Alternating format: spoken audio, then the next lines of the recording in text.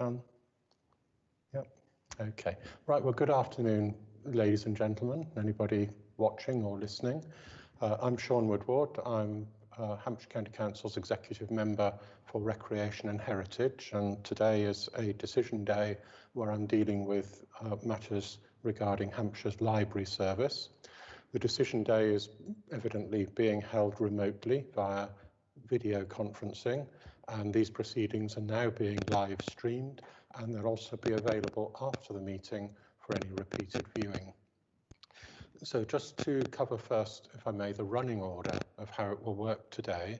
So first of all, we're going to hear 5 deputations, and each deputation has up to 10 minutes, and I'll just confirm the order of those. So the first deputation is the Friends of Chequin Library, and they are Emily Daly, Tracy Hinnigan, Jane Jocelyn and Louise Skeets. So they will have up to 10 minutes between them in a moment.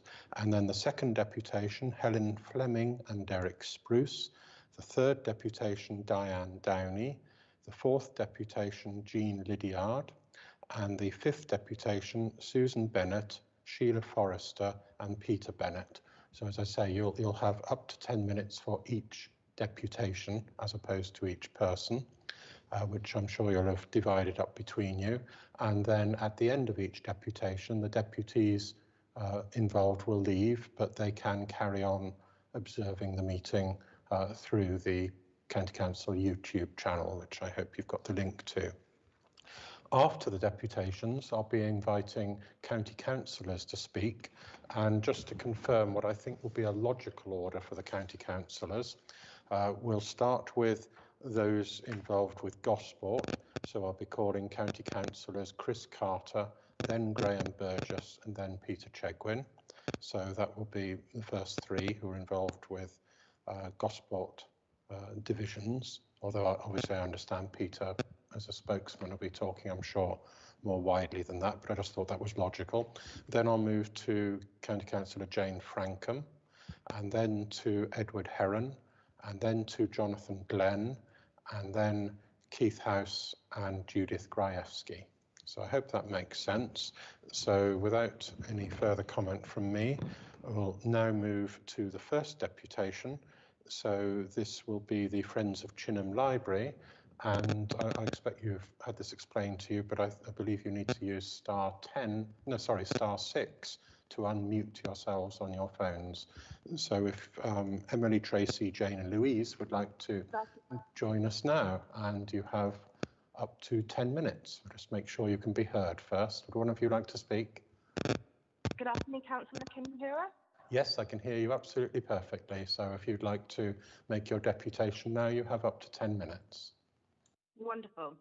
We are really glad to hear that the recommendation is not to close Chequin Library, and we wholeheartedly recommend to the executive member that he accept this element of the proposal. As he knows, the support for this library remaining has been overwhelming, and indeed, as the report admits, Chequin should never have been on the list for potential closure. Chequin Library is perhaps off the hook for now, because there was a team of people who banded together to argue its case. We thank all those members of the public and councillors who have stood with us in the fight and will continue to do so, particularly Councillor Jane Franken, who has been a great support and a vocal advocate.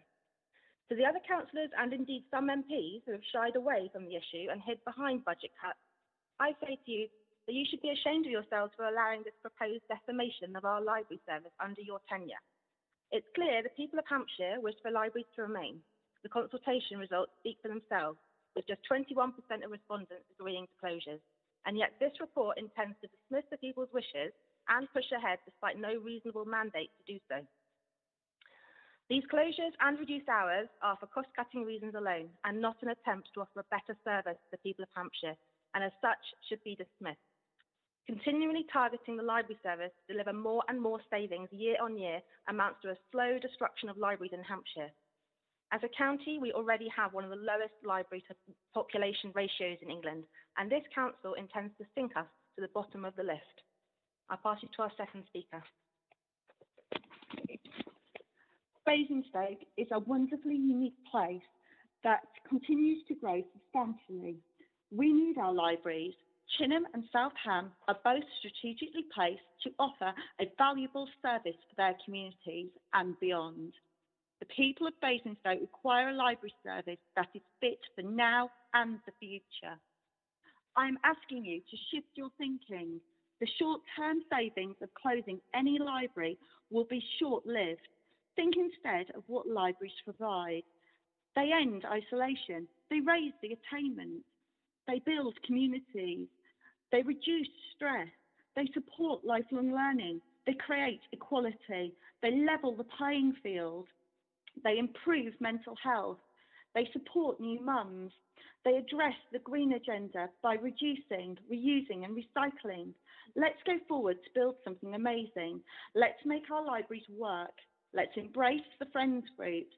Let's tear down the red tape and give each library the power to improve revenue. Let's become community hubs. Invest now, support communities, save libraries. I'll hand you to our third speaker. Thank you. Okay, so Tracy, firstly, thanks to Friends of Chinham Library and the wider community for their passion and determination during this consultation process. We are grateful that the team has had ability to work through the documents and formulate an amazing response report. A few key points I'd like to focus on though.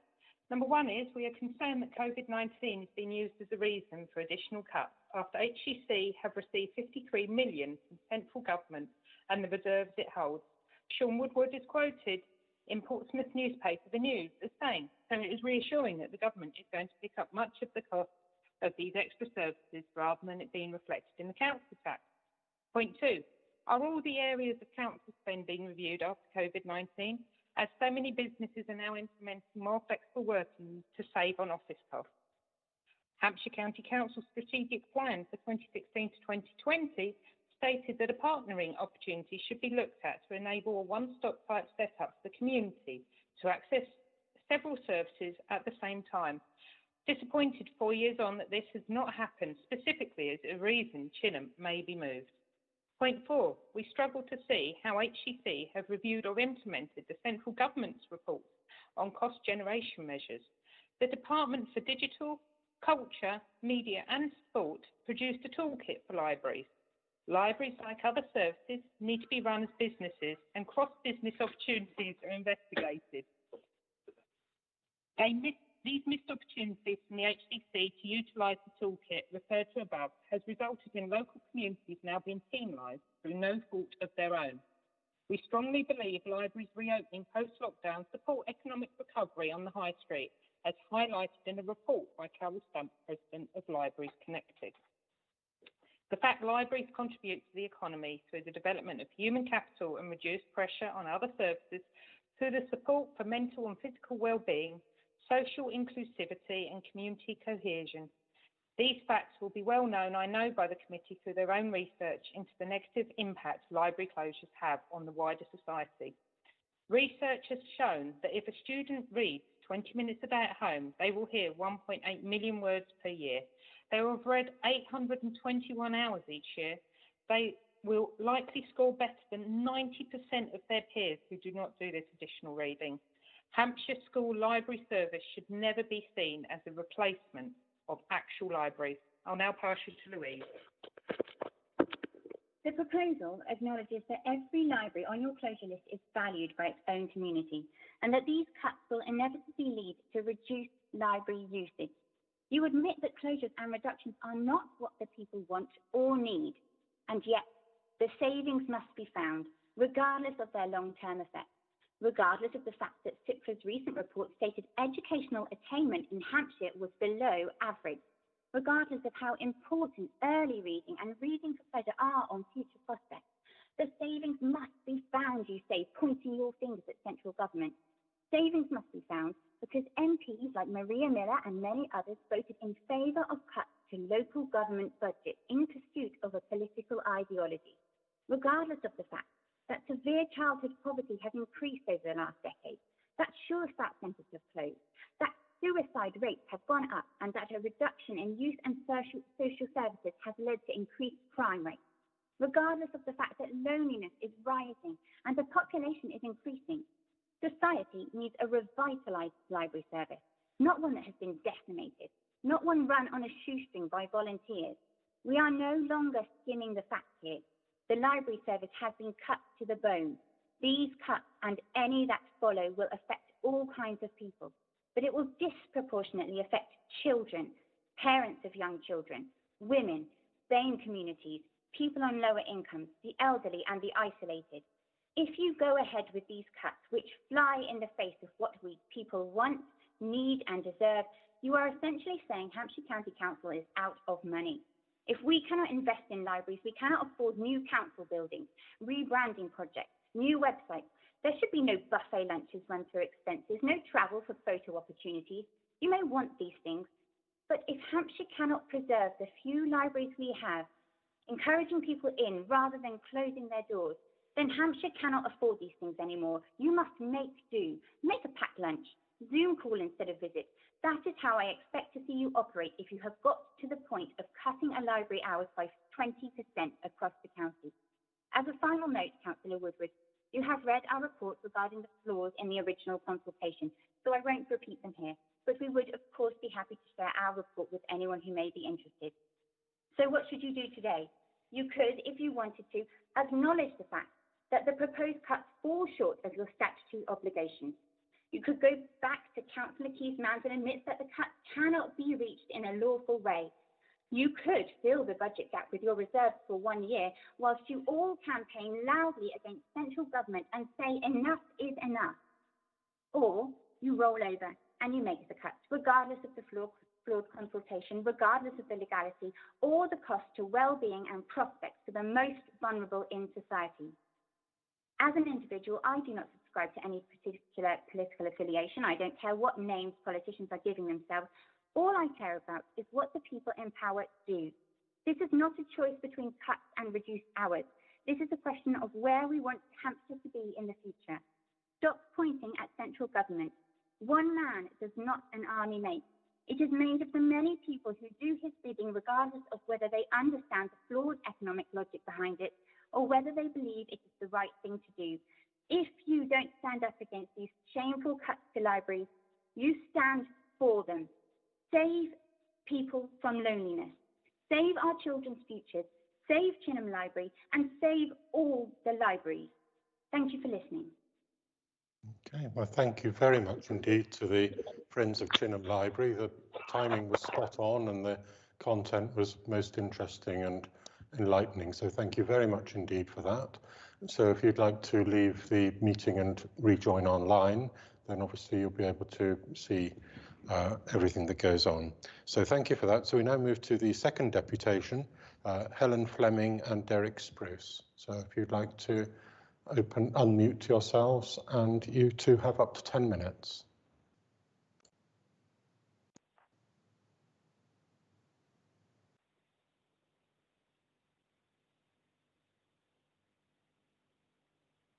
I think you're online, you just need to start speaking. Derek, are you unmuted? I can hear you. I'm trying to find out, Derek Spruce should be speaking first, and I'm just trying to check if he is unmuted. Oh.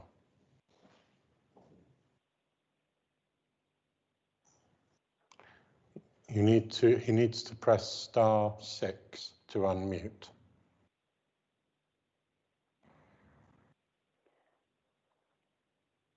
Chairman, I have got Derek's intended speech, so can we give him another 30 seconds and then... Derek, can you press *6 on your phone?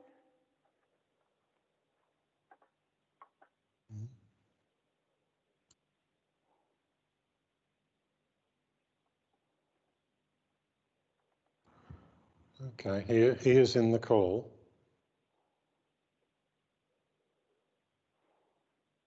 Are you able to speak? I could read Mrs. what Fleming? he was going to say. Okay, well, if you'd like to carry on then, and obviously if he joins in later, that's fine. So if you'd like to make a start. Okay, well, I'm just going to read it as he's written. So I'm starting with, my name is Derek Spruce, and I'm contributing as the president of the Odium Society, the local civic society. I am concerned to note that although 58% of respondents to the consultation favoured a reduction of opening hours by 25% rather than any library closures, and only 21% were in favour of any closures, the County Council is still proposing to shut down 8 libraries. Although Odium is a well-off community scoring low on the multiple deprivation index, it is also recognised that it has an above-average number of both younger and older people who are dependent on public transport. The matter of accessibility to alternative libraries was covered in a superficial way. The average distance to the nearest alternative libraries for the 10 proposed for closure was 3.7 miles. Odium has by far the largest distance, 8.5 miles, to Alton. No reference was made to the frequency of bus services, and Odium is served by not even 1 bus per hour on the Basingstoke to Alton route. The timing of services means that a round trip to Alton will take at least 2 hours to change library books.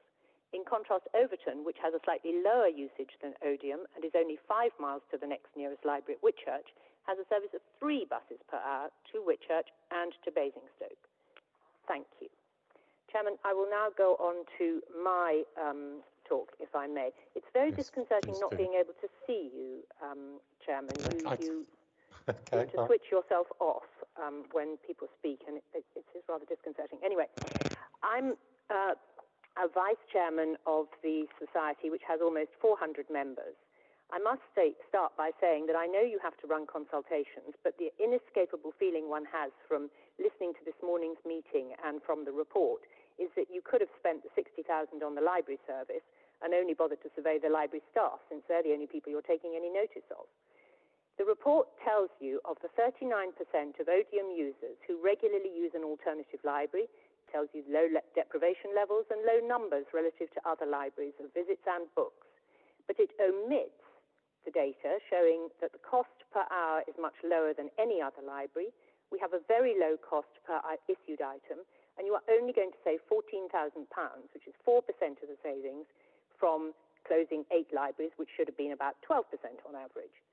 And in return for these very small cost savings, what effect is closure going to have? You might think, being Odium, very little. But during my 12 years, up until 2015 as a parish councillor here, I became aware that Odium, despite appearances, has a much higher proportion of social rented accommodation than almost anywhere in Hart. And I supplied the ONS figures to Jonathan, who I think sent them to the committee. I don't know if you've seen them.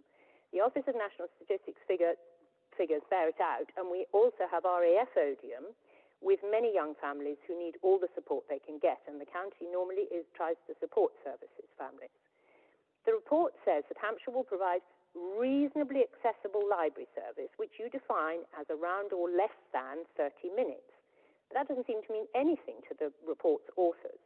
Your figures on no car ownership say 2.5% compared to the ONS 8% in the parish. And they also take no account of single car ownership at 39%, which car will be used by the working parent, not the home-based parent looking after children and taking the children to a library.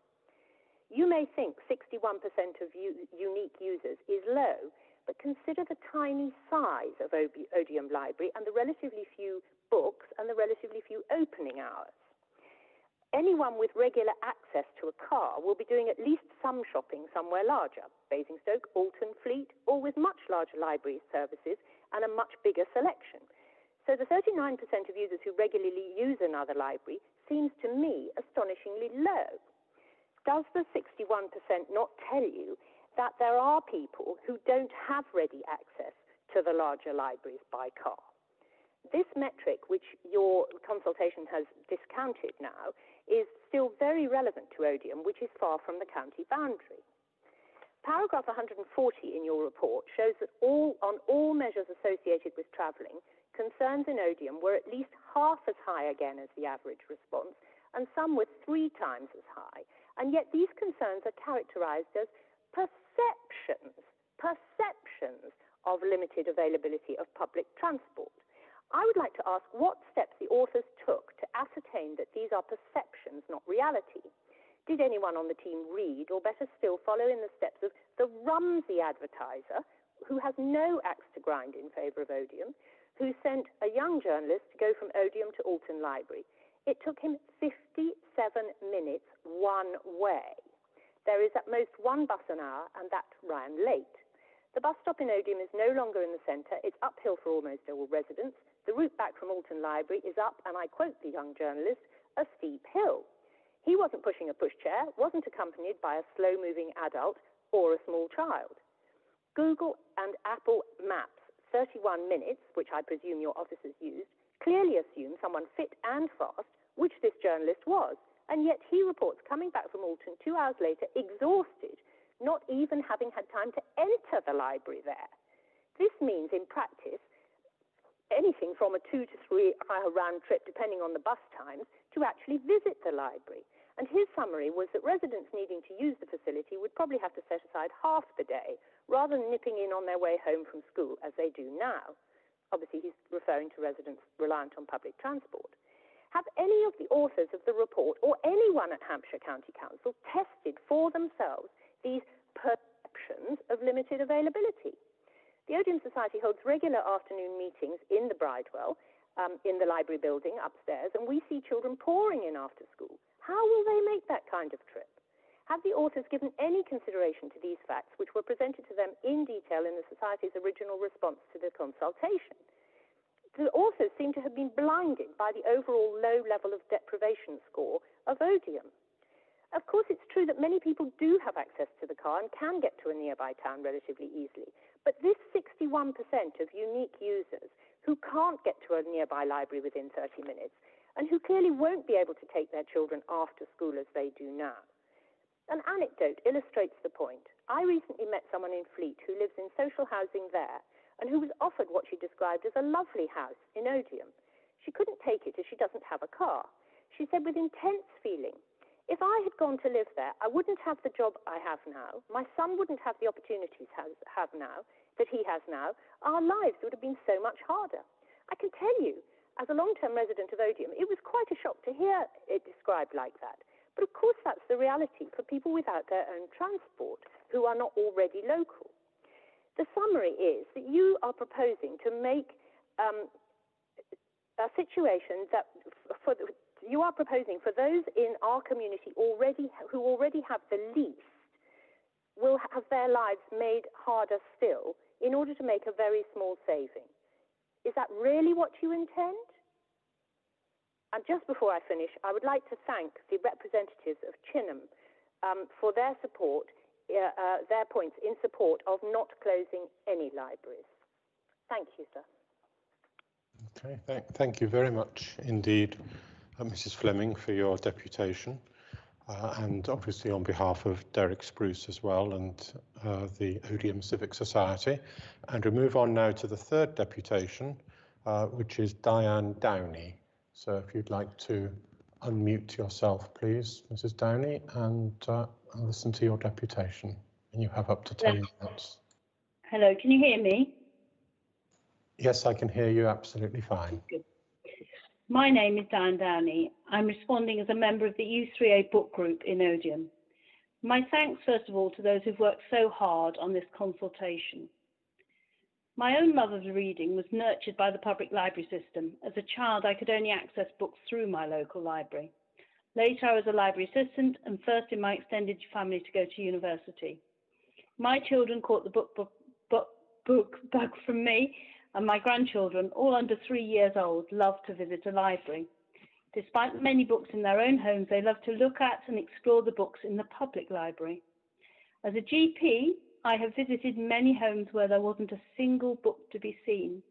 And as a GP, I've seen how important books are to people's well-being. People of all ages can learn from both non-fiction and fiction books, widen their horizons and escape from their own problems. They can join book groups to make new friends and boost their mental health. It's called bibliotherapy. That's why public libraries are important, especially to the children and to the vulnerable older people in our community. So let's look at the future vision for the library services to 2025. The vision for the future is excellent. Here's a few highlights. Providing a service for everyone, supporting healthy, creative communities, developing children's literacy, particularly within the early years, and establishing council-run libraries as community hubs. Is this what this report will deliver? I see on the agenda that you, Councillor Woodward, as the executive member, will have to confirm that he is satisfied that the library service described in paragraph 66 meets the statutory requirements, ... which is a comprehensive and efficient service.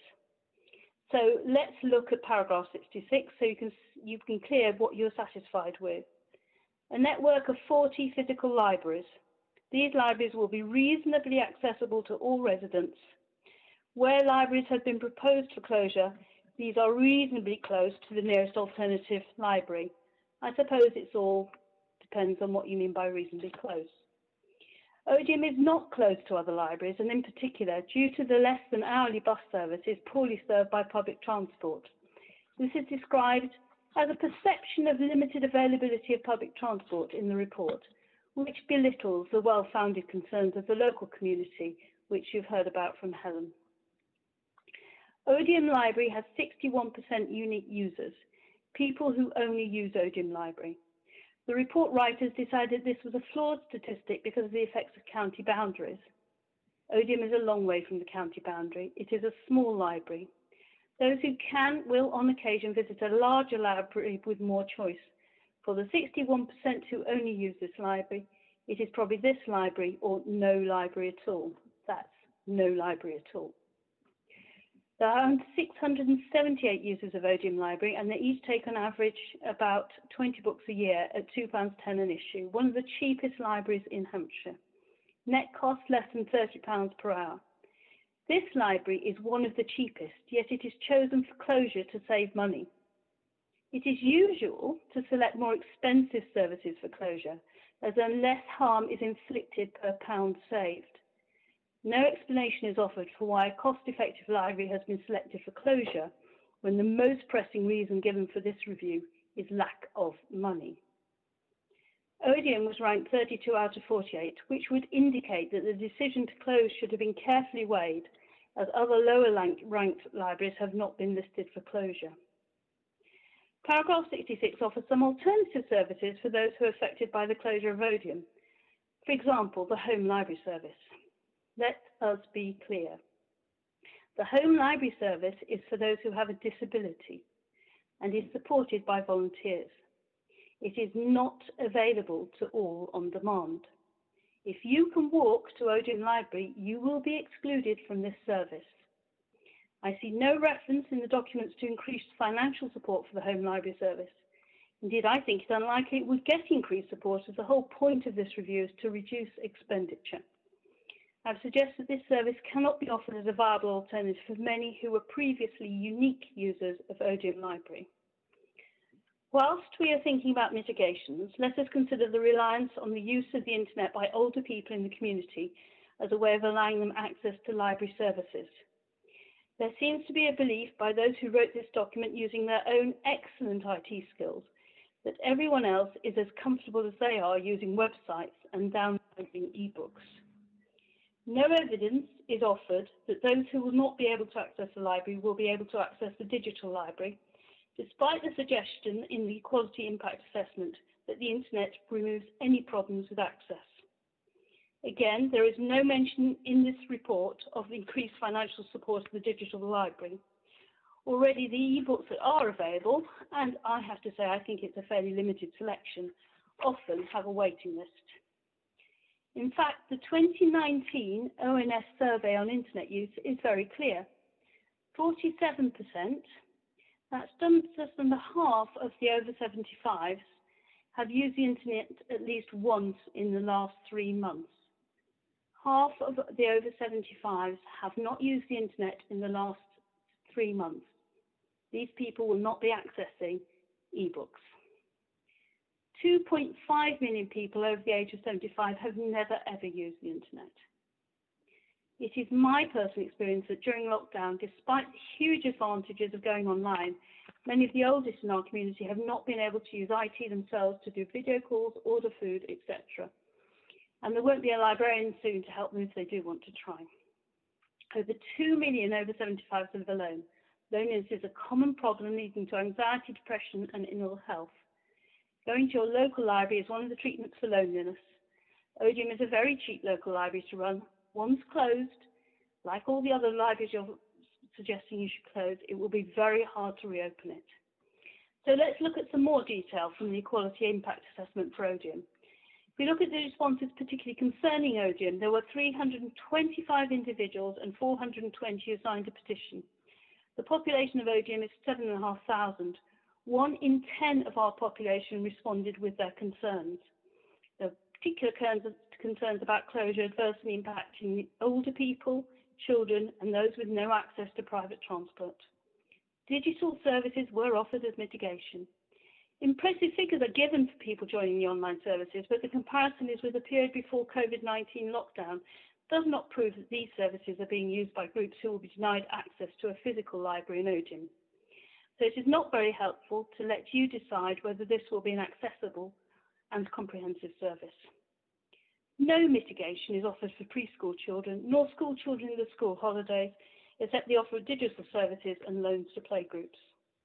What is more, the heavy reliance on screen-based content for young children is not in line with expert medical advice. As far as children are concerned, paediatricians in the UK and the US say that children should have limited access to high-quality screen-based material.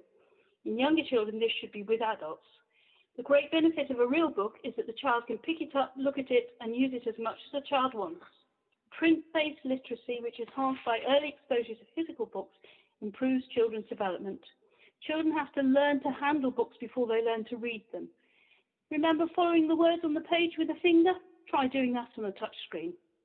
Yet, HCC offers online content as a mitigation to closing libraries from which children can select their own books and claims to be trying to improve early years literacy. How about an Odium-generated mitigation, an independent community library? The local community of 7,500 would need to provide money and volunteers. The local community are already paying for their HCC library service. Asking people to pay twice for a library service seems unfair. HCC's savings would in fact be an extra tax for Odium residents. No member speaking in favour of closures at this morning's committee acknowledged that running an independent library will cost the local community money year after year. To return to the report, I think we should be very clear about what the results of the consultation itself were. 28,000 people responded. Well over half stated that no library should close, but all libraries should have a reduction in opening hours. Only 21% supported closures. So for every person who supported closures, there were 3 people who thought it fairer that in order to make savings, no library should close, but all libraries should reduce their hours. The County Council has decided to support the minority view, which calls into question why a consultation costing £60,000 was undertaken. In Odium, this library closure will particularly impact on the children and the older population and those who do not have access to private transport and the internet. In effect, this closure will adversely impact those in our community who have the least resources, material and psychological. So how do we go from this reality to achieving the vision of a service focusing on a library service for everyone, encouraging healthy communities and children's literacy? Thank you for listening to me. Thank you very much indeed. Thank you, that was most helpful. If you'd like to leave the meeting now, and please do continue to watch online. The 4th deputation is Jean Lydiard. Are you able to unmute and join the meeting?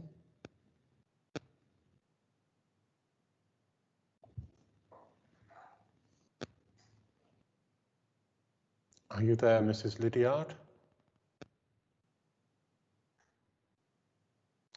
It's *6 should unmute you.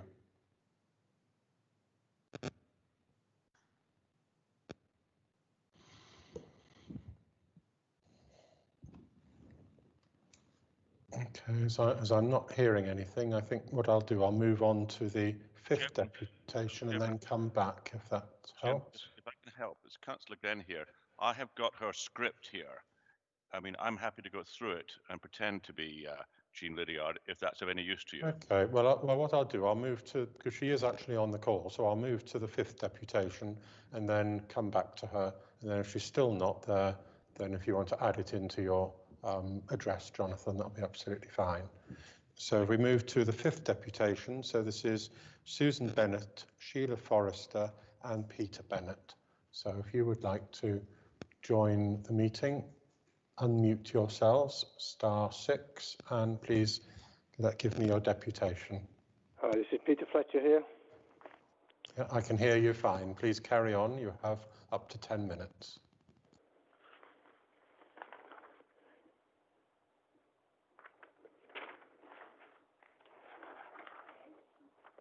Okay, I believe Sheila Forrester was going to talk first if she's online. I am online. Good Okay. afternoon, everyone. My name is Sheila Forrester, and I've got about 3 minutes to talk to you about the benefits of keeping Odium Library open, particularly for one group, a reading group called the Bridewell Browsers. This group was formed over 15 years ago to create what seemed a completely logical initiative, a group of people with a love of reading and literature who would be based in the library and provided for by the library. Over the years, members have come and gone, as is always the case, but with our present membership, there are still some who were there at the start and have benefited enormously from what the library provides. As a group, we are utterly reliant on the library.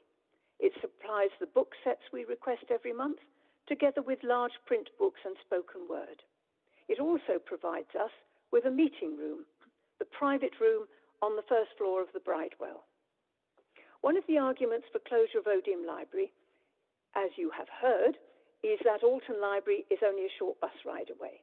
You will already have heard others talk about timetables, etc. Another point, of our current membership, only 2 could access the bus stop in under 10 minutes. Almost everyone else lives at the east end of the village, and the walk to the bus stop is approximately 30 to 40 minutes. 30 to 40 minutes before you get to the bus stop. If we wish to continue to use the book sets for our members, this would also mean carrying heavy cardboard box to and from Alton Library, just not practical to consider. Incidentally, the library service had the opportunity during lockdown to offer support to book groups such as ours using electronic methods, but we were unaware of any such initiative. As you have heard, the library is in the centre of the village, which means that almost everyone can access the Bridewell on foot.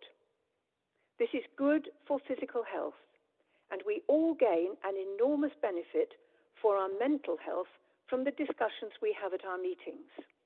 We read a variety of books, some very challenging, and everyone at the meeting is encouraged to express their views. Some of our members are very well read. Others, myself included, come to the meetings to be enlightened and educated.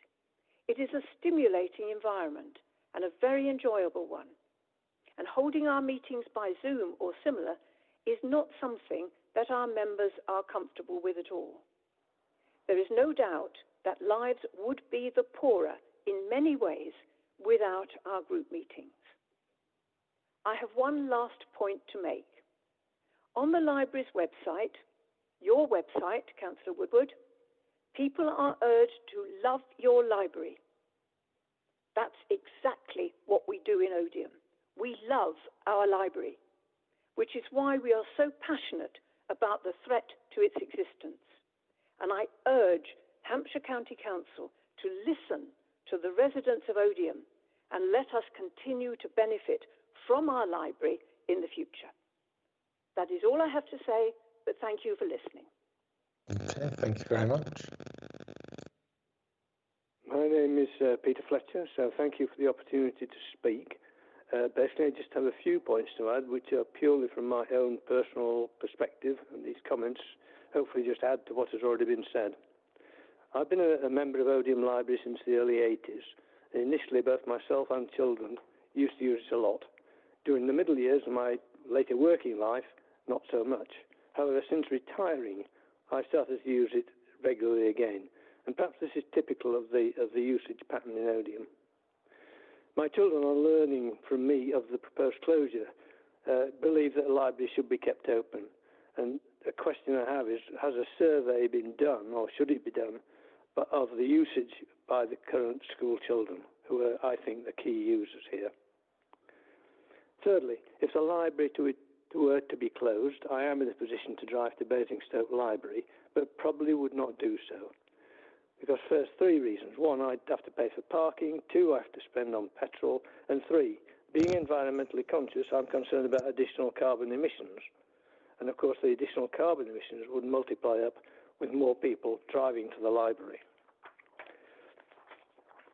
4th point, borrow box has been discussed and was mentioned in the report as an alternative. For me personally, this is not an attractive alternative. After working on computers many years, I think my eyesight has suffered, and I now try to limit my time on the screen to the recommended 2 hours a day to avoid further damage. And after emails and other online activities, this would leave virtually no time for reading e-books. And the 5th point and final point, I completed the library survey and attended the in-library consultation. At that consultation, I commented that the initial report, though very thorough, showed a huge amount of effort, but indicated a foregone conclusion. I was assured at that time that the next stage cases will be looked at individually, and there will be flexibility with specific solutions allowed. This does not seem to be the case. That's it. Thank you for listening. Thank you very much indeed. Susan Bennett speaking.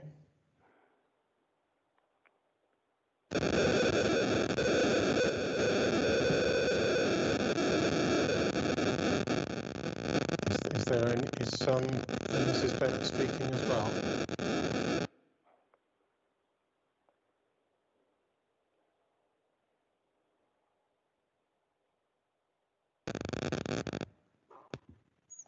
Okay, I must assume then that... Could I suggest that Sue Bennett, if she was going to summate, if you could perhaps revert to the previous group and just see if we can get a speaker. I'd rather hear the whole deputation together, if that's all right, so I don't sort of confuse the two. So does she have anything she wishes to say? I think what Sue Bennett was saying was a summary of all the deputations that we had from Odium, so that's why I made the comment. Ah, okay, all right. Well, I'll just check then whether Jean Lydiard is on the call and able to speak. Hello. Yeah, I think you've just unmuted yourself. If that's you, Mrs. Lydiard, would you like to speak? Yes, I would. Sorry about that. My battery died on my phone. Okay, please carry on. Okay, so my name's Jean Lydiard. I've lived in Odium for 40 years. I've been a governor at Berryfield for 10 years. I've been chair of governors for 6 years, and I'm also the local authority governor. So I'd like to start by speaking on behalf of the primary age children who are excluded from the consultation despite being library users. When the children were told about the possible library closure, one child at Berryfield thought this exclusion was very unfair, and he exercised his democratic right to start a petition. I would have liked to include this 7-year-old child, Robert, as one of my speakers today, but there wasn't enough time to register him and get required parental permission, given the short notice that I had received of the meeting. I have asked whether his petition can be shared with you to show the strength of feelings amongst the children. I don't know if you have it, but it is important that Robert and the children get a democratic hearing for their concerns. In your response to the petition, it stated, "I can confirm that the petition you have submitted will be taken into account as part of this assessment. I hope that it has been taken into account that this petition was started by and included the children who were otherwise excluded from the actual consultation." So Berryfield believes in inspiring children to read for pleasure. It agrees with the Department for Digital Culture, Media and Sport that reading for pleasure makes children healthier, happier and more confident. The school was aiming to promote higher library membership this year to support this, especially persuading the more reluctant parents to enrol their children. Staff members were ready to take some of the children to the library, which is conveniently co-located with the school, in groups during school hours to start this process. but COVID-19 got in the way. Next year, library access will be even more important in helping children in their recovery from the COVID shutdown. But will the library still be there? The school does subscribe to the Hampshire Schools Library Service, and children take out books each week. But the stock is limited, and it doesn't offer the breadth and depth of choice of the real library. Nor can the school library offer access during the holidays, especially to the excellent summer reading schemes that the real libraries offer. Reading and literacy are two of the most fundamental life skills, and libraries are there to support these through free access to books, regardless of age, disability, wealth, or education. So there are homes in Odium that have lots of books, but we know that there are also children living in homes with no books. These children need time to get used to books when they start school, but over time, the local library creates equality between the two groups. All children can learn to love reading books. My view is that no child from Odium will be joining the Alton Library. Those with access to cars might go to Fleet because of familiarity, but I would put a question over that because of disruption to early evening routines of eating tea, doing homework, relaxation. Others cannot get to Fleet without a car, and the bus journey to Alton after school turns out to be a 3-hour round journey. The bus from Odium leaves at 3:45, but the return bus leaves Alton at 6:15. This is a problem as well because the library closes at 5. So this and the fare of £5.30 per adult and £3.70 per child are both prohibitive, and they remove free access to the library. Alton Library does not provide reasonable access in the terms of the consultation. I think the perception that there is reasonable access is based on a desktop assessment and has no link with the reality of the timetables. One mitigation proposed is that the digital book service could replace the library. This assumes that all children have access to digital devices, which is not true, as Berryfields had to lend iPads and laptops to some children for homeschooling.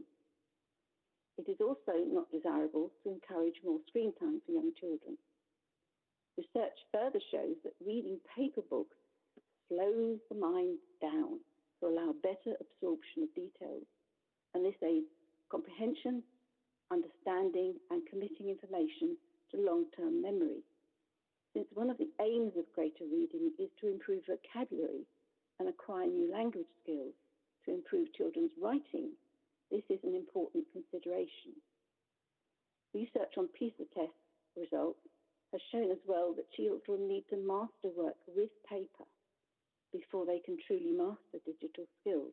So the young children need to work at mastering these paper skills and not be distracted onto digital reading, so not the e-books. Berryfields could possibly provide between 60 and 70 new library members each year. And with the continuation through Mayhill, this offers a potential of 300 to 350 primary age children. These are children, the first of many, who will not have access to any library if this closure goes ahead, and they're very upset about this. The Chair of Governors from Mayhill has sent this contribution to our request for keeping the library. Odium Library is a vital resource for all Mayhill children and families from all backgrounds. Being right opposite Mayhill, families frequently visit after school using the invaluable and freely accessible reading, IT, and audiovisual resources. Reading is at the heart and basis of children's education, and it is vital for the foundation of primary school education. Education is free to all children, and all children should have access to a wide variety of reading materials, which also strengthen parent-child bond. Goes on, my own children who have gone through both Berryfields and Mayhill, and who are now at Robert Mays, still visit the library and see it as an important, useful, and enjoyable place to be. It would greatly sadden our community if the library was to close, and considering Considering that there are 3 schools within walking distance, it makes no sense at all. We would feel very let down. So, please leave the library where it is to allow continued free access by all of these children. Don't expect them to be taken on costly and difficult journeys to Alton. Don't ask them to read unsuitable digital e-books instead of paper books. Is £14,000 too much to pay, less the 20% if that recommendation is also approved, for the long-term benefits of increased literacy, confidence and mental health for Odium's children? So we just consider the potential cost or the potential child members is announced to £47 a year per child, or possibly £37 a year with the 20% savings. It's a small but highly important investment in their futures. 35 to 40% of Berryfield's children come from RAF Odium. Life is not always easy for them. They have to learn to be resilient. They tend to move every 2 years, and they spend periods of their life effectively in single-parent families, as one parent is often deployed abroad for several months at a time. They already walk to school, and they find it easy to use the library after school, which is to be encouraged. We also have an increasing school population from families moving into the affordable housing that's being built in Odium, and just over 8% of children in the school qualify for free school meals. One of the department's indicators of success for libraries in 2021 is more children using the libraries, especially from disadvantaged backgrounds. As I've shown, there are disadvantaged children at Berryfield. There will actually be less children in Odium and not more using libraries if you close our library. Thank you for listening. Thank you very much indeed, Mrs. Lydiard, for that. And I understand that Mrs. Bennett, you're going to sum up as the final bit of the 5th deputation.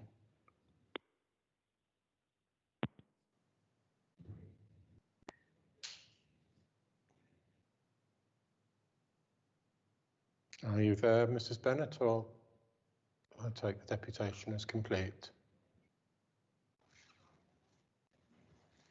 Just a reminder, *6 to unmute.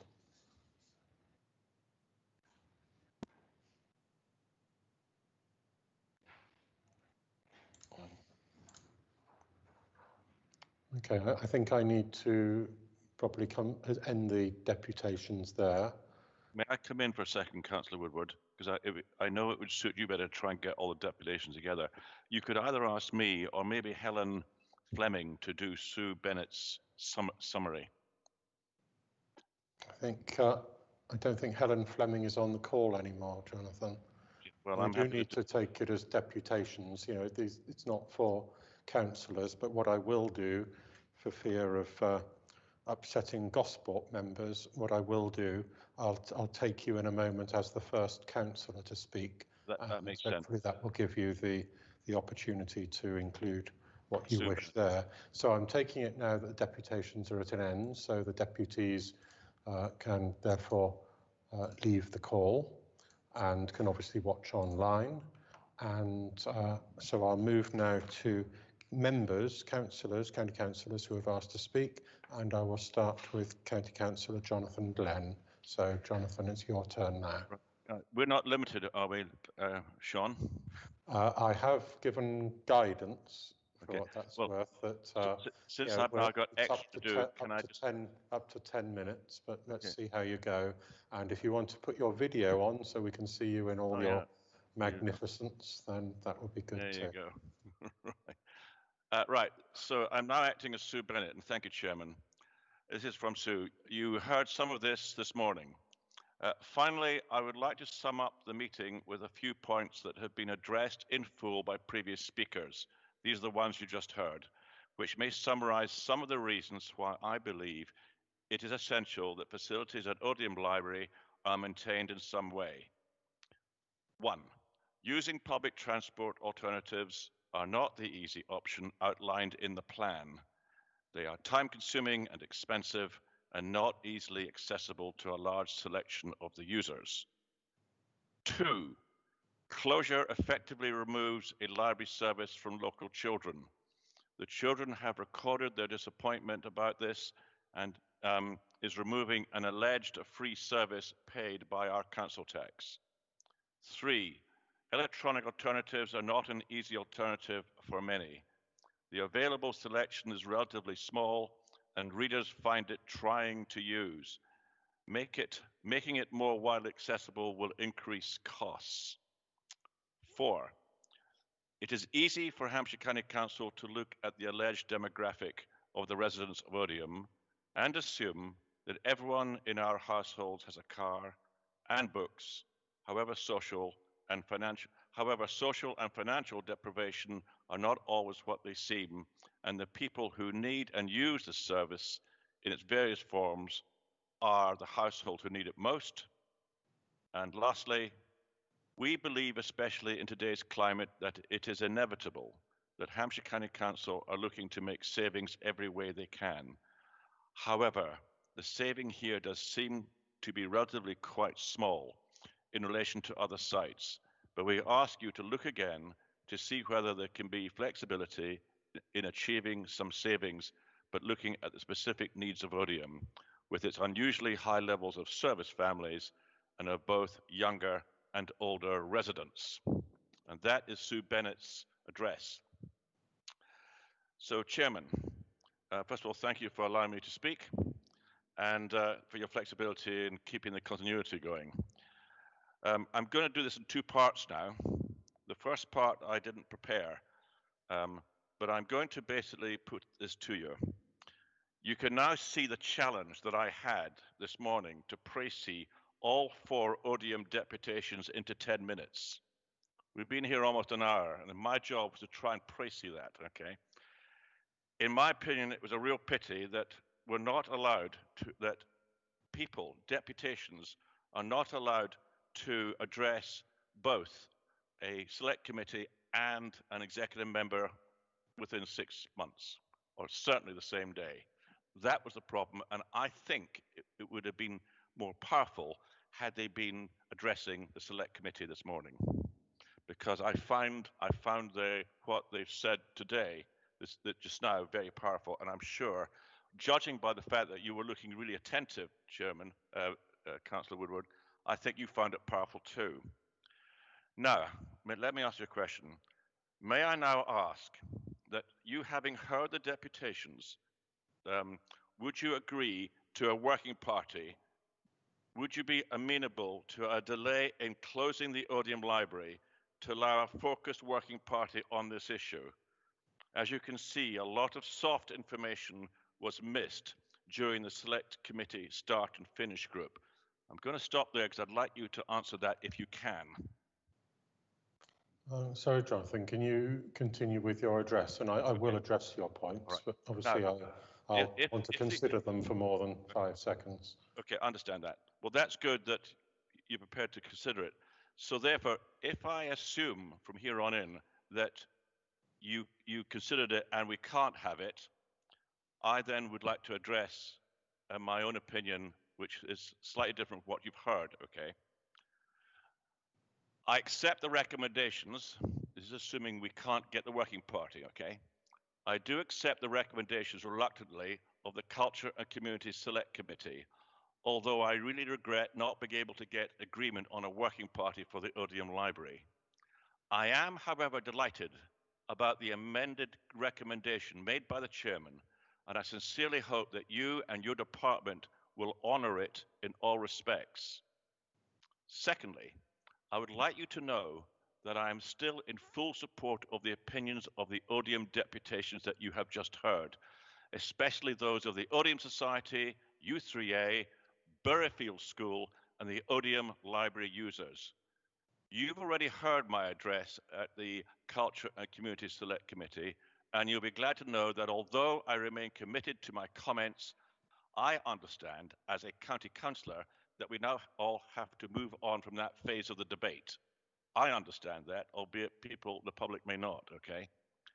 My principal reason now in addressing you is to use my time wisely to ensure guarantees for the future of the library service in some form that benefits those who use it. I have been in lengthy conversations with Odium Parish Council and the trustees of Odium Consolidated Charities. What matters now is the future use of the Bridewell building, which is an important historical landmark for our community. There is obviously scope for a mix of community use such as book exchange, after-school activities, toddler clubs, Youth 3A courses, and allowing the Member of Parliament, Odium Parish Council and the police to hot desk. There is a positive opportunity for the community use, and we can exploit the history of the Bridewell and apply for lottery and HCC grants. Therefore, and I'm closing, I am requesting that we in Odium are given time, latitude, and flexibility to make progress towards the future efficient use of the Bridewell. I hope that the County Council will allow us as much time as possible to achieve this and not set up unreasonable deadlines to take back ownership of the building for it to be sold off for profit. I do look forward to working with you if you can make that commitment. And I'd like to emphasize that last bit that I've come up with only applies if we can't get the working party. Thank you, Councillor Woodward. Thank you very much indeed, Councillor Glenn, for your comments. I'm now going to move to Councillor Graham Burgess.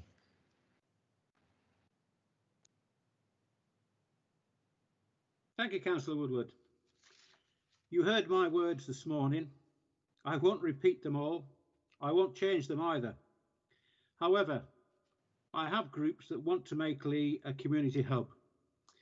And I've already requested a meeting with Emma Noyce to find out what would actually be left in the library and what would be taken away, so we can discuss the changeover.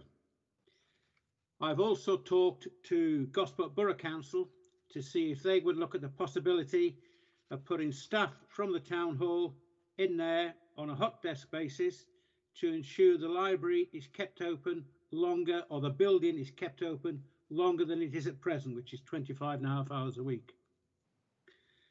But I reiterate my thoughts on the deception of the consultation.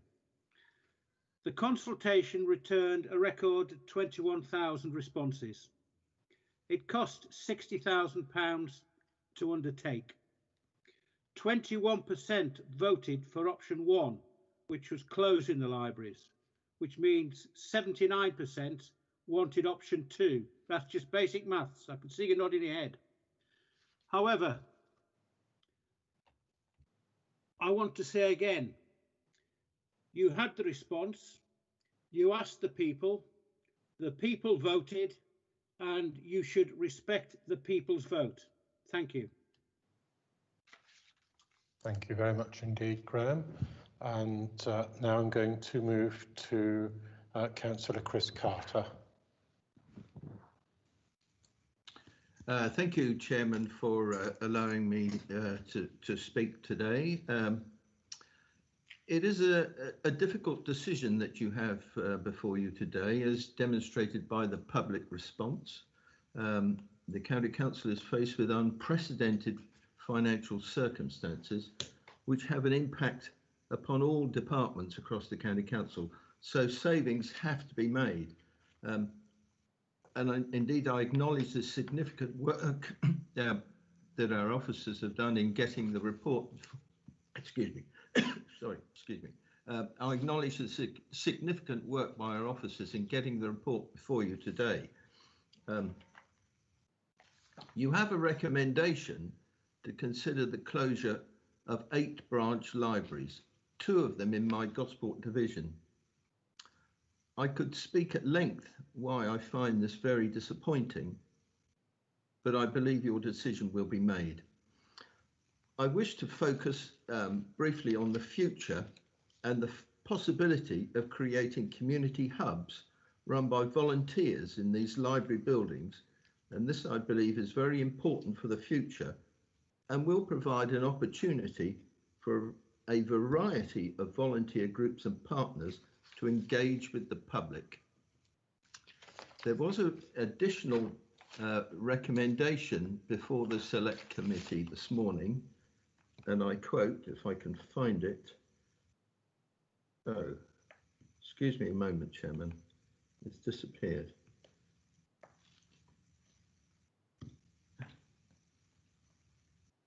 Oh, sorry. I was going to read that additional recommendation, but I suddenly have run out of battery on my other iPad. Do you have that recommendation, Chairman?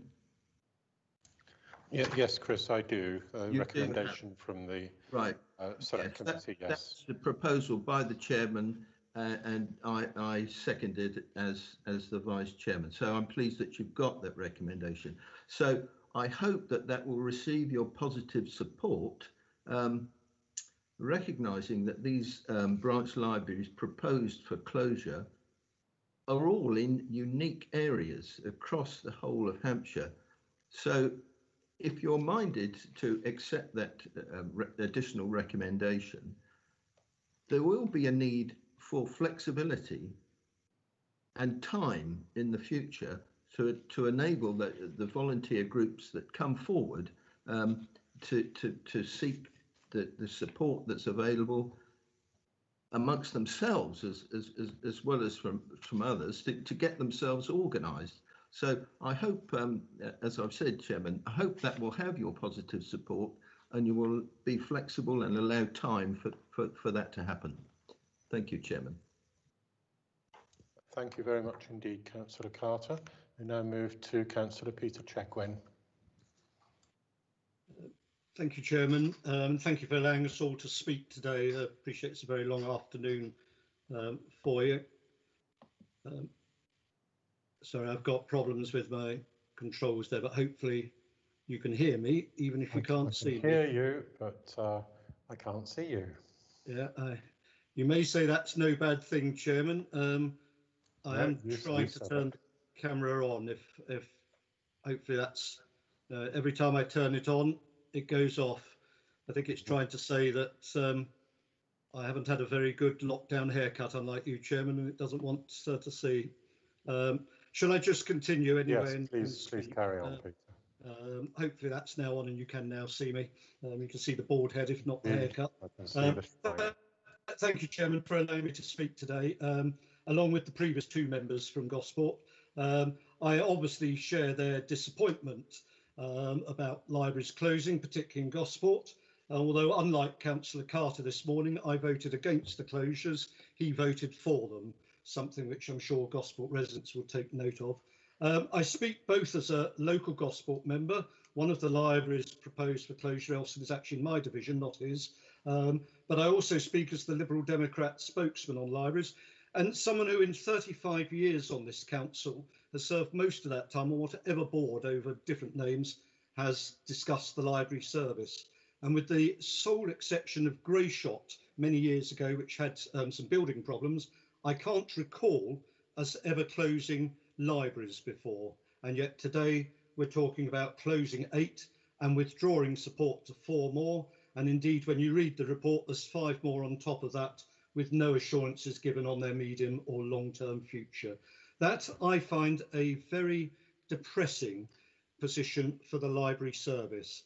I think listening to the public views earlier, the deputations, what came through was the passion that people who use the libraries feel for the library service. It's something of which Hampshire in the past has been proud. We've had one of the best library services in the country, and yet now we're cutting it and cutting it again. We've already cut millions from the book funds, or at least the Conservatives have, the Liberal Democrats haven't. We've seen the end of the mobile library service. We've seen the virtual disappearance of professional librarians, and now you're proposing another £1.76 million of cuts, which is 17% of what's left of the library's budget, 11 million. And we were already told this morning, this isn't the end. There is more probably to come down the road. Now, I don't envy you your job, Chairman, and to give you fair credit, you're prepared to put your head above the parapet and take tough decisions. And I respect that, even if I don't agree with you. I respect it more than those who claim to be against cuts one moment and then vote for them the next. But my concern with this is that the 1964 Libraries Act refers to the need to provide a comprehensive and efficient service. Well, I suppose the most efficient service is no service at all. It doesn't cost you a penny, but it's certainly not comprehensive. And it's certainly not comprehensive for those areas and those people who are losing their public libraries. When this consultation started in the spring, COVID had hardly been heard of. So we certainly can't blame COVID for the cuts before us today. But people were given two options. They were given the option of voting for up to 10 closures and 15% cut in opening hours, or keeping all libraries open and 25% cut in opening hours. Those were the two options put before them, and yet you're proposing neither of those today. And 79%, as others have said, voted to keep all libraries open. I actually thought the papers I read it was 58%, but Councillor Carter says it was 79. Either way, it was a clear majority who voted in favour of keeping all libraries open, and yet you're planning to close 8 and withdraw funding from 4 more. If we're going to do public consultations, then we really must listen to and take note of what the public say. If you're going to go ahead regardless with an agenda, irrespective of whether the public support it or not, then it's frankly a sham consultation when over 20,000 people have their say, only to see that their say is largely ignored. If I may turn briefly just to Elson Library in my division. Elson's one of the smaller libraries, accept that, but it provides a vital community hub in an area which actually has very few community facilities, one overused community centre, and that's it. There are no other public halls generally of use, no other community facilities at all. And it's not just about lending books. Elson Library is also a meeting place for some people who have nowhere else to go, but also for community groups who have nowhere else to go. But of the library users, 54% from Elson who responded to the consultation, 54% rather, we're told access more than one library. But that means that 46% don't. That's over 700 library users at Elson alone. We're asking those 700 to do something they've never wanted to do before, of go to another library. And although there's others not far away, they're not actually easily accessible unless you have a car, which many in Elson don't. Or are we just prepared to accept those 700 people being lost to the library service? Either, in my view, isn't a good option. When we look at the budget, Chairman, £340,000 of the 1.76 million you're looking to save comes from closure of 8 libraries. Just 1/5 of your savings come from the closures. The reduction in opening hours saves you £775,000, substantially more money. Now, I would have said that if you have to take either of two, but I accept are very tough decisions, reducing opening hours but keeping all libraries open is better than what you're proposing here of closing 8 libraries and still reducing opening hours at all the rest. The overall number of opening hours in Gosport will reduce by over 50% if the recommendations before you go ahead today. That is a massive cut. I see the report talks of Elson people going to Bridgebury. There's as much connection between Elson and Bridgebury as there is between Lockswood and Portchester. The two areas just do not mix. And I don't think actually you can easily get anyway from Elson to Bridgebury by public transport. We don't have any trains in Gosport or trams, and we have a very infrequent bus service. So Elson will lose out badly, both for library users and all the other users of the building. I accept, Chairman, that you are going to take your decisions today and the Conservatives are going to close libraries, however much Liberal Democrats like myself deeply dislike that. And as I say, I do respect you at least for being open and honest, which is more than can be said for Gosport Conservatives who put out leaflets saying save our library when it's actually their own Conservative colleagues who are closing them. It's that kind of double standards gives politicians a bad name. I would ask you, Chairman, to consider just 2 points finally. One is 7 of the 8 libraries proposed for closure are freeholders, as I'm sure you know. Only one, I think, Lyndhurst is leasehold. And as I understand it, the county hasn't taken any decision on the future of those buildings. Indeed, it suggested we'd like them to become independent libraries. And I'm already talking with schools and various community groups in Elson about that option. But if that's to happen, and given that most of the buildings don't lend themselves to housing or demolition or alternative use, if it's to happen, they will need some funding support and some professional support not just as is being talked about a one-off grant of up to 10,000, then they're on their own and good luck matey, but some support post that. And I would ask, as I think other members have asked this morning as well, and Councillor Glenn particularly, I think, made the point, that you consider that point of ongoing support to help them stand on their own 2 feet. The cut you're making to the 4 community libraries is only £49,000. I say only, it's still a lot of money, but in a cut of 1.76 million, it's relatively small beer. But if you take away all support and all new book provision, it makes it very hard for those 4 libraries to survive, and it makes it very, very hard for any other of the libraries to become independent. Because the first thing any group of well-meaning volunteers has to decide, or indeed borough councils or whoever, is how are they going to pay for the building, the upkeep, the running costs, because I bet the county isn't giving it for free, and how are they going to refresh the book stock, and where is their professional advice when they need it. So I hope you will consider that, Chairman, that if the move is to go to more independent libraries, they do need ongoing support. And so linked with that, my second request is you look again at that £49,000 cut to the community libraries and see if that money could be there, and ideally a bit more, to help those libraries continue, but also to help those being looked at as potential future independent libraries.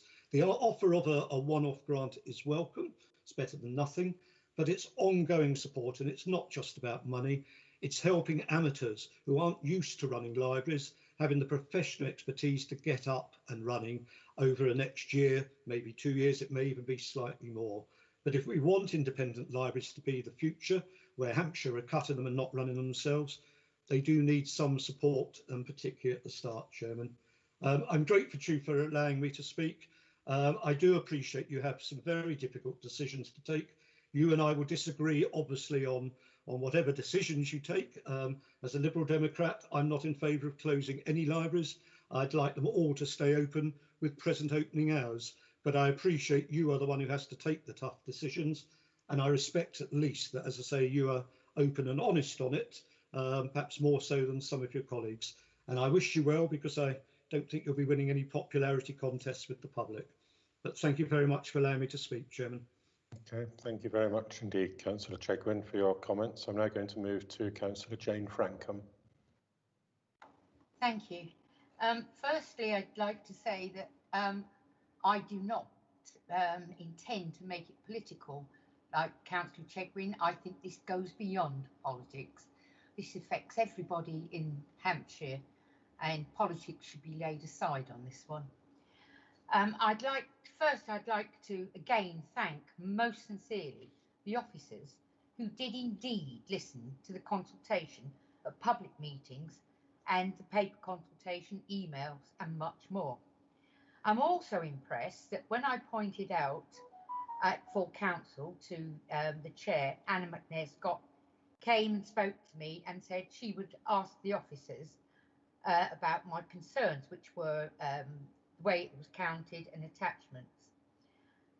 This is what started them looking again at doing the numbers, and hopefully has saved Chinham Library, who, like the Friends of Chinham Library said, it shouldn't really have been in the first place.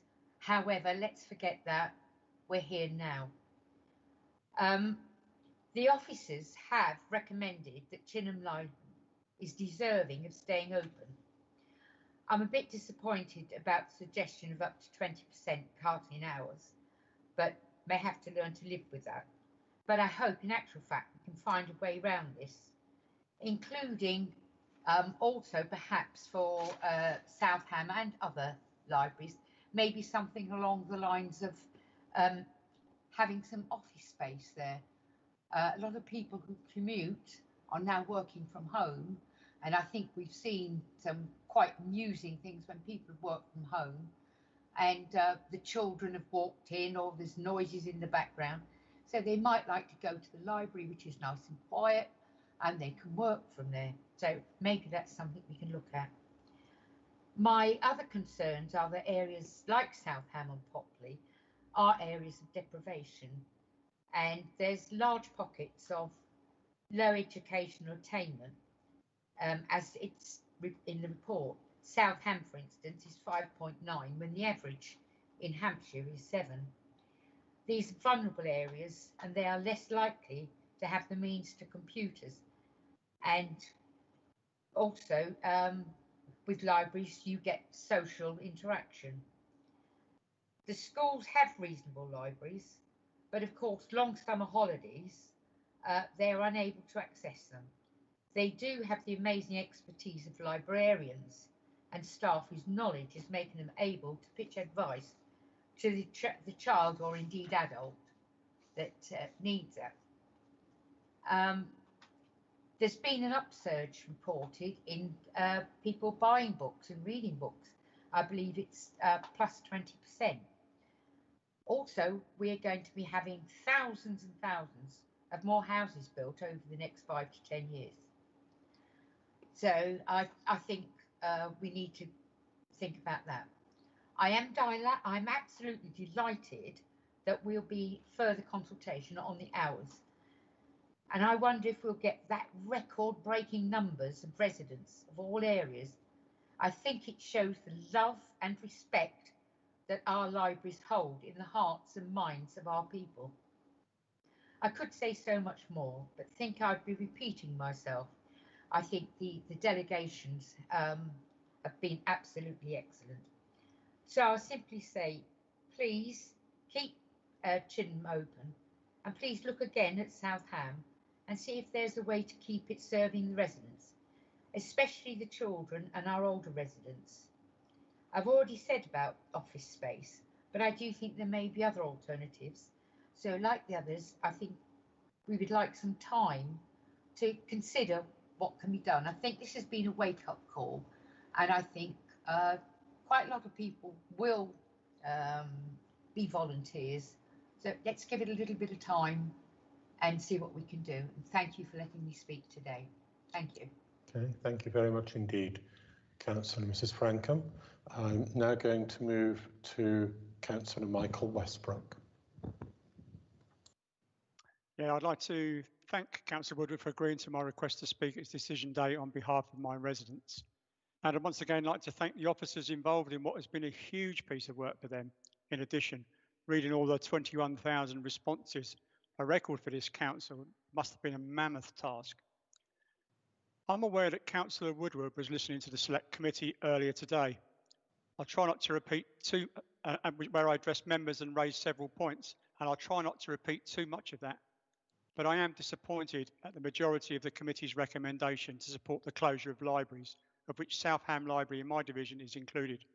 And I'm concerned about the impact that will have on my residents and their families who've relied on its services for many years. At this difficult time, when we are all still avoiding making any unnecessary journeys, Hampshire announced that in the first week of libraries having reopened, 5,000 customers loaned 25,000 items, a point I hope doesn't pass Councillor Woodward by when making his decision. Included in the original library service consultation was the statement that the County Council is committed to 5 principles of consultation. One being to ensure responses are taken into account when decisions are made, and today that decision is being made. So following our own principles, Councillor Woodward should then, be listening to 58% of over 21,000 residents who want option 2, that being all libraries to remain open with reduced hours. So I'd ask the executive member that instead of closures, why can't they be trialled? And perhaps community groups and volunteers pick up any additional hours required in the busier libraries.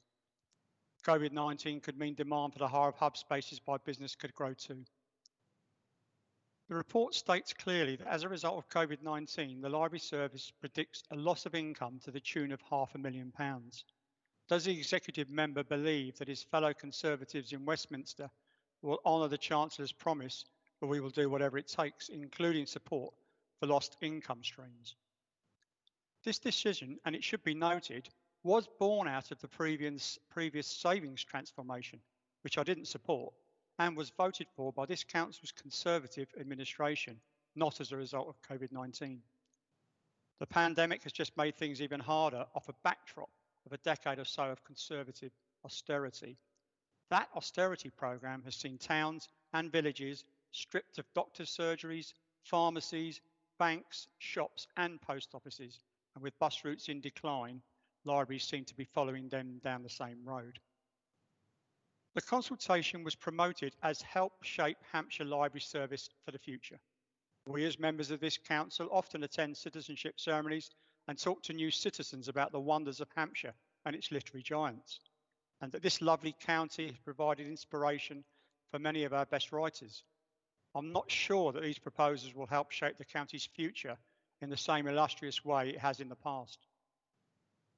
South Ham Library is a Hampshire freehold building that, in my opinion, should remain to serve its community as a public service, perhaps with an expanded offering.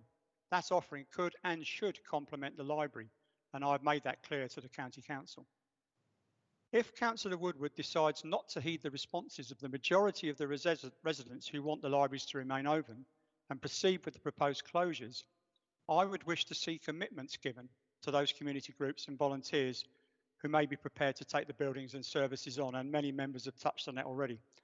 I would want to see the buildings would be that the buildings would be provided at either no cost or peppercorn rents, that any repairs required to the buildings are rectified by the county prior to handover. I mentioned this as on page 75 under point 363. It notes that tier 3 and 4 libraries are generally in need of modernisation. Also, that a comprehensive support and advice service to all groups, as Councillor Chequin has said, will be provided on an ongoing basis in addition to the Pump Pioneer Award mentioned on page 10 of the report. As page 46 of the report only talks about initial support and signposting. That's why it's important. And can I also have confirmation that in accordance with the County Council policy, the library service will be able to retain 25% of any sales of library buildings for reinvestment? And can that be used to support our communities hardest hit by the proposed closures? Page 66 of the report has already been mentioned several times by the deputations, states that these recommendations be accepted. Should these recommendations be accepted, then the library service will comprise of 40 physical libraries, and that these libraries will be reasonably accessible to all residents.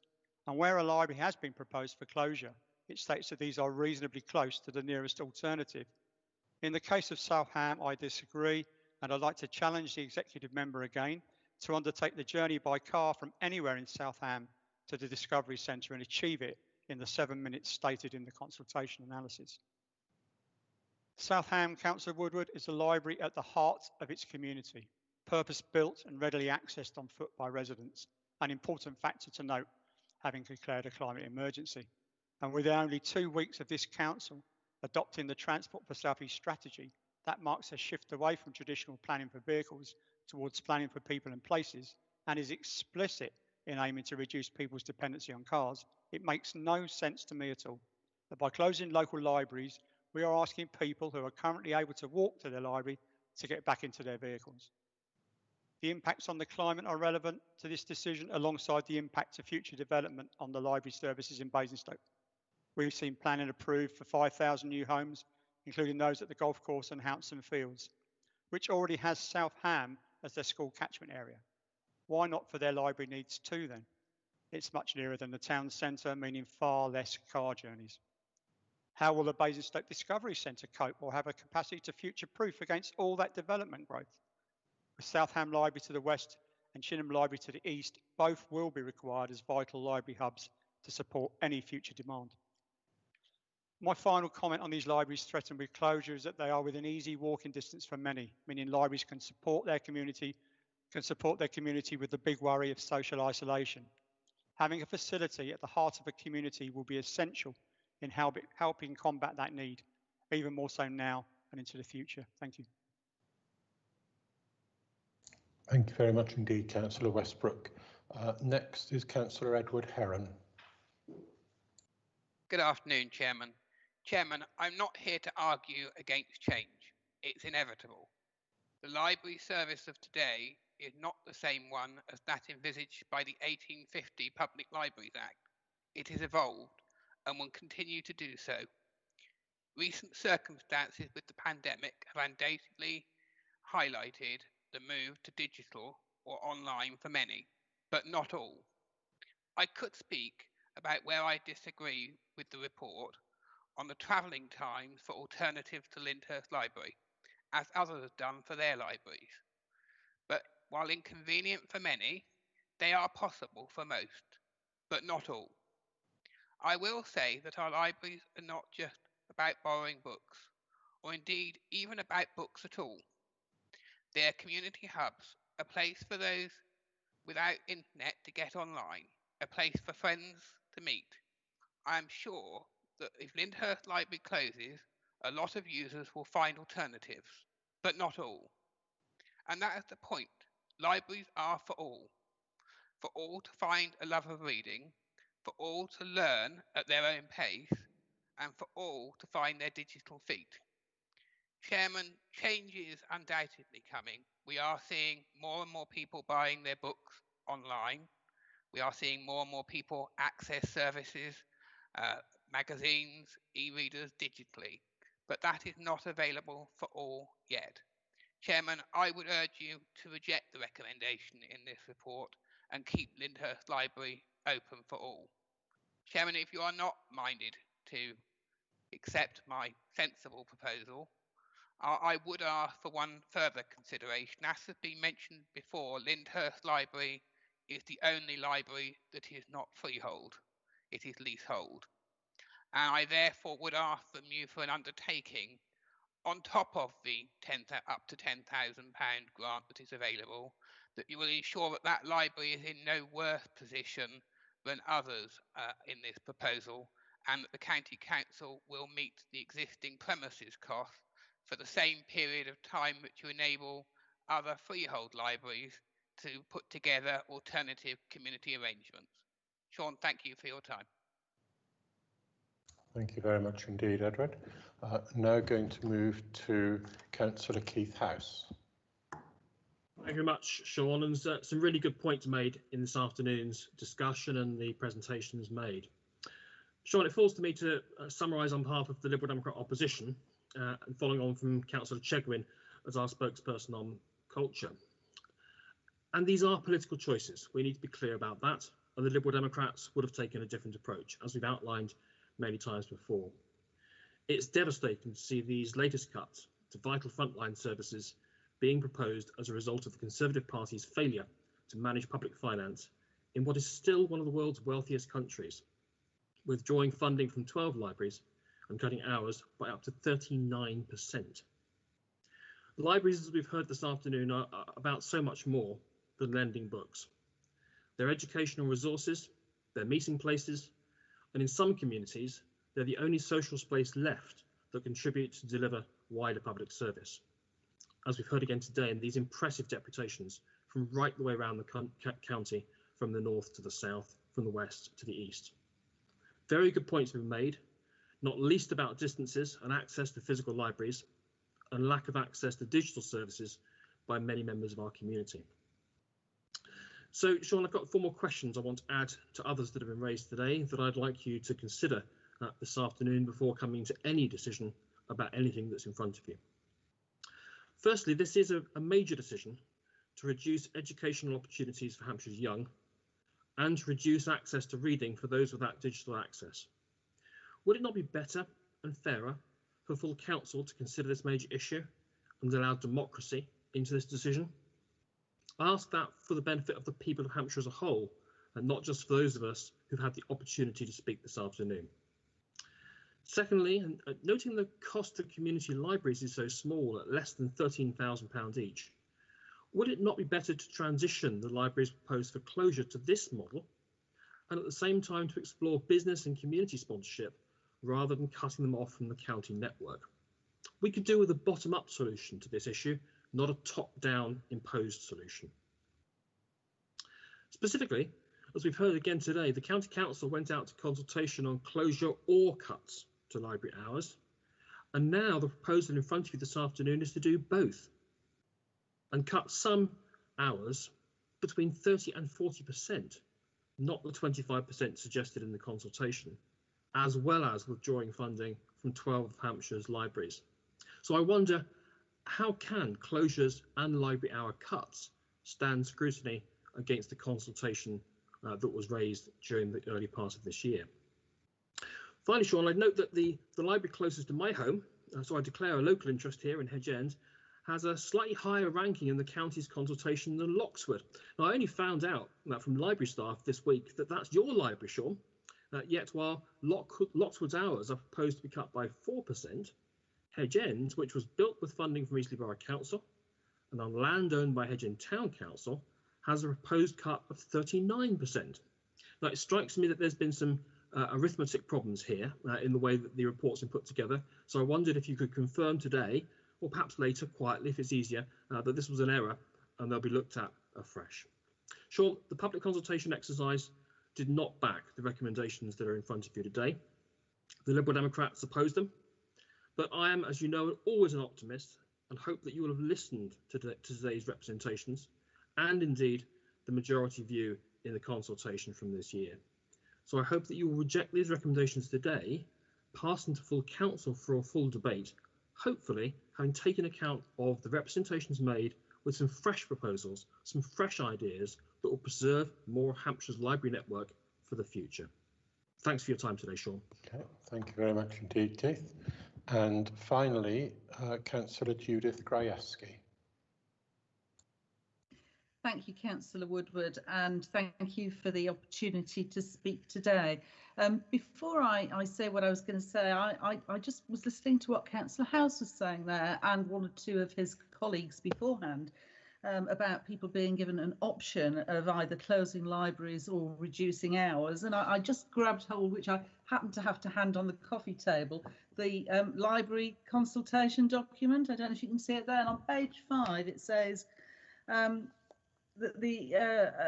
delivering savings, change how council-run library services are delivered, including closing up to 10 libraries and or reducing and standardising staffed opening hours. So it wasn't one or the other. The possibility of a combination was all there. So just for accuracy, I thought that I would mention that. You know, I don't want to see any library closures. I don't want to see any reduction in hours, but you know, we can't always have what we want. And you know, as Councillor Carter said, we all recognise the need for savings as part of the transformation to 2021 programme and the financial pressures that we're under in setting a balanced budget. And if I can say, this has perhaps been an opportunity to re-evaluate the library service. I think re-evaluating our services on a fairly regular basis is a good idea. Now, I'm a book person, real books, but we have to recognise that the way people use library services is changing. Millions fewer books are being borrowed today compared with 10 years ago. And I was amazed, and amazed is not a word I use very often, but we heard this morning at Select Committee that even pre-COVID, there had been over 1 million books issued via the digital service. And thousands of people are using the digital services, using digital to access library services. Now, you, Councillor, we've got some difficult decisions to take this afternoon, because I'm sure, you know, you, like me, can empathise with many of the cases that have been put today from the deputies, from members of the Select Committee this morning and councillor colleagues this afternoon. But I'd like to comment on some of the more positive things in the report. I'm a councillor in the borough of Eastleigh, and whilst it's disappointing that Fair Oak Library is marked for closure as part of the Hampshire Library Service, I really do hope that local groups, or perhaps even the parish council, might step in and take some steps to ensure that it can remain open as a community library so that its doors actually don't close. And I was pleased that with the Select Committee's additional recommendation this morning, strengthening the support which could be given to libraries transitioning to become community libraries, and I do hope that you will approve that recommendation.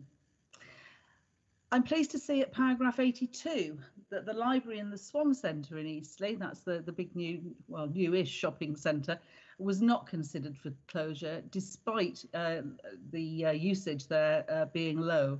And I welcome the information at paragraph 123 in the report that the County Council's strategy for that library in Eastleigh is to relocate it, moving out of the first floor accommodation in the Swan Centre to a more accessible place that better meets the needs of the local community and encouraging better usage. I have to say, I know that that library is there in the Swan Centre, but whenever I go to visit it or to collect a book that happens to be there, I always have to ask that security man for directions on which staircase to use and how to get up there. So better access, I think, would be essential.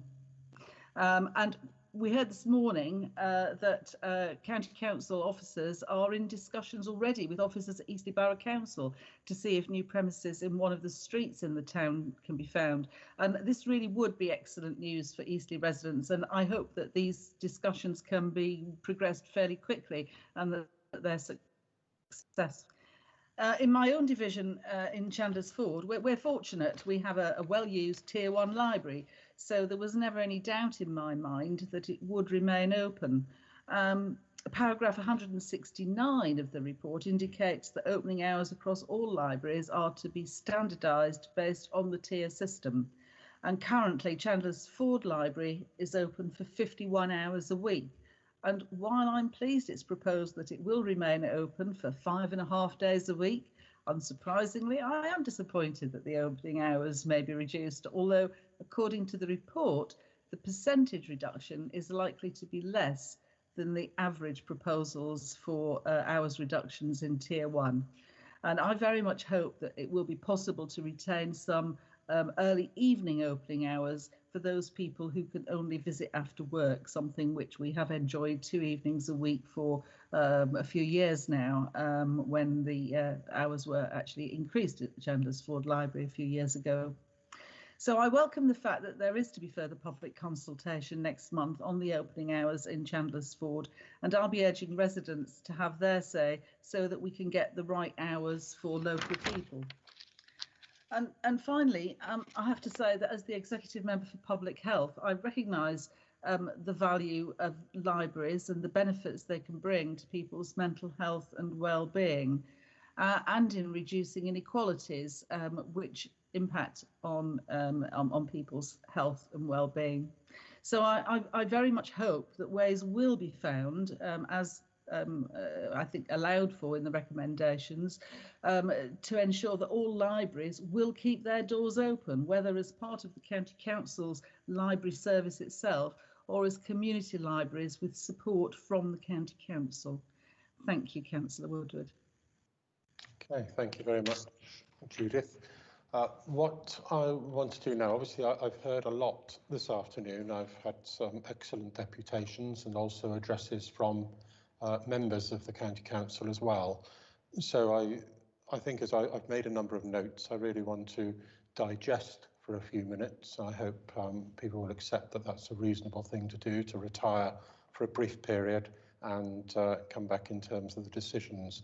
So what I'm going to do, which I think is in the powers I have, is to adjourn the meeting until 5 o'clock, which will give me about 15 minutes to do just that, and then return. I would encourage councillors and anyone else to sort of leave and retune into YouTube and watch that, because there won't be obviously any further interchange between us.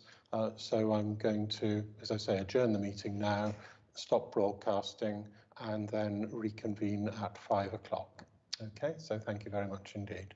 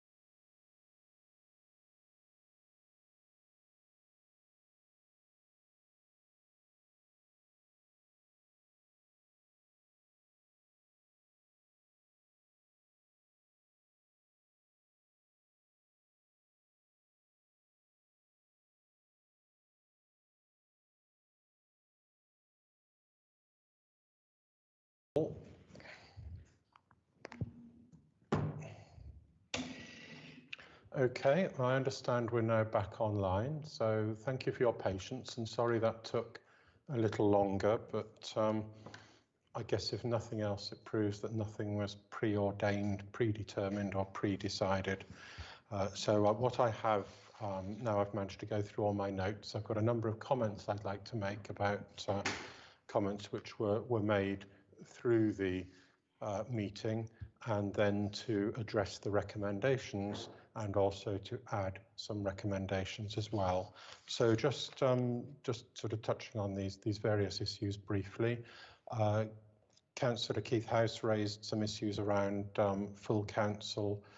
The select committee has provided the appropriate scrutiny, and that is in line with how councils function. This is an executive function, and therefore it isn't one that can be decided by full council.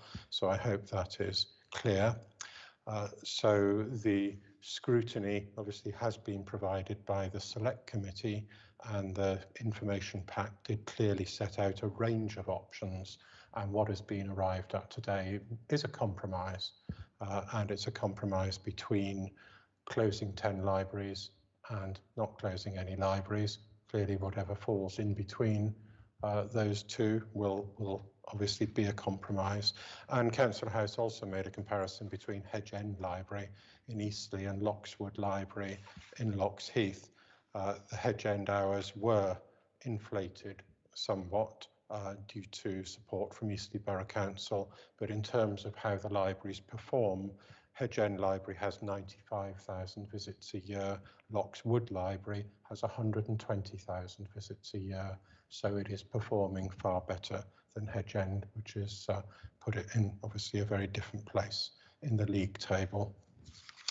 Also in terms of Eastleigh, I did have a letter which came into the County Council, actually went to the leader from Paul Holmes, the MP for Eastleigh, and that letter which related particularly to Fair Oak Library, but also relocating Eastleigh Library, which is another issue too. So that letter was received, and I have taken account of it in what I'm looking at today. Also, Councillor Chequin made some points about what people had actually supported, and I guess I refer back to the comments a few moments ago that what I'm going to put forward is a compromise.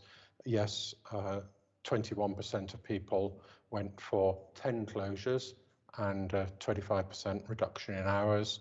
58% of people went purely for hours reductions.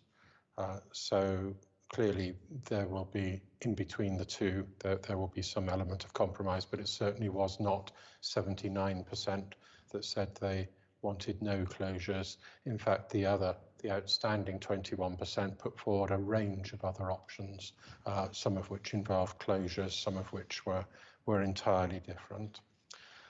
In terms of issues around other libraries, Councillor Westbrook again said how public opinion should be listened to. I guess I just need to underline the fact that this was a consultation.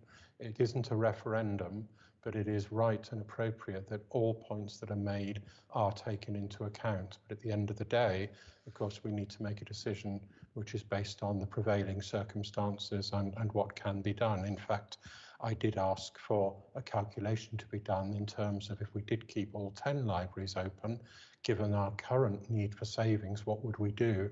We would actually need to make a 30% reduction in opening hours rather than a 25% reduction, and that would have some probably devastating effects on certain libraries which would literally just cease to be viable, so they would close anyway, and there would be significant effects even on our largest libraries if we did that.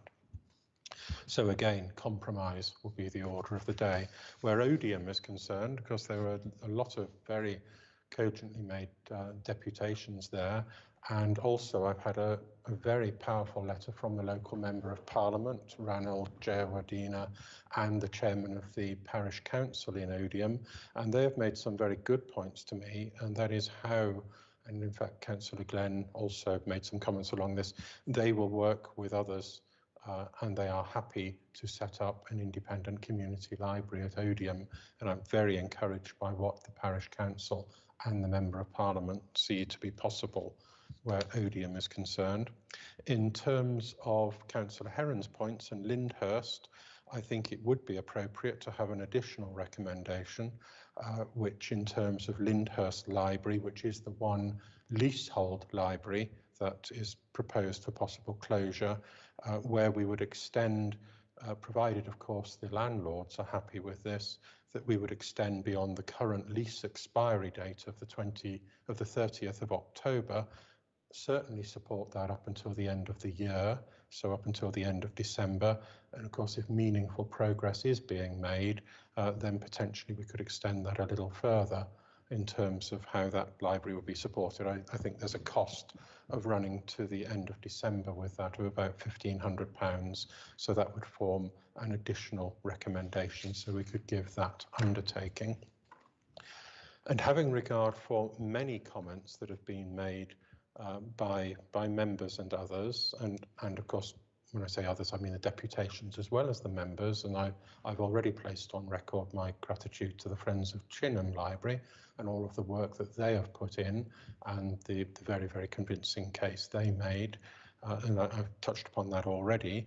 But what I would like to do is to add that, so I'm actually adding a few recommendations here. I'm accepting the recommendation of the scrutiny panel, which met today, the select committee, and incorporating that.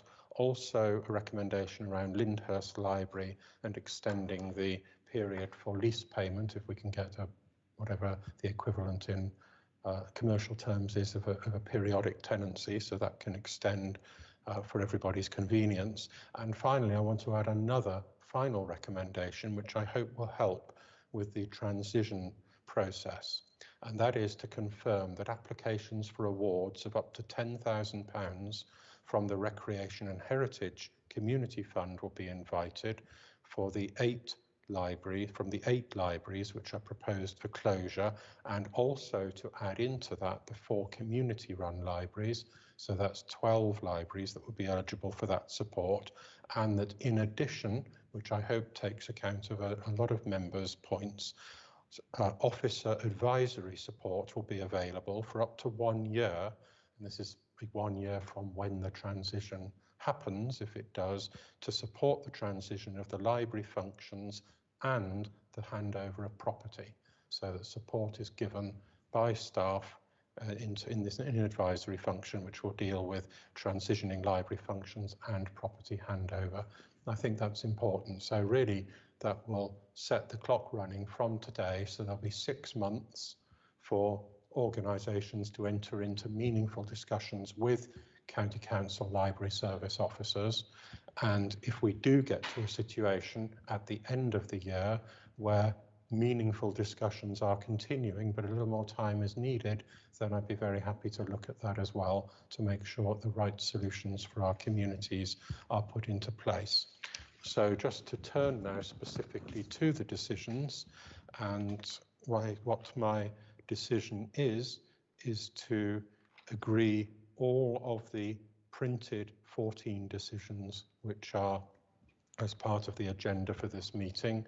The additional decision which the select committee came up with, the additional decision relating to Lyndhurst Library and extending lease payments through to the end of 2020, and if the discussions are going well, potentially a little later than that, and the additional recommendation again, which I'm going to agree, which relates to the Recreation and Heritage Grant Community Awards, 12 libraries eligible for those, staff officer advisory support for up to a year to support the transition of library functions and property handover. So those are the decisions, those are made, and that will be appropriately published from now. So thank you very much. That brings us to the end of this meeting. Thank you to everybody for their participation, members of the public, and also the officers who have provided all the real work to bring the recommendations and reports forward. So thank you very much indeed. And that's the end.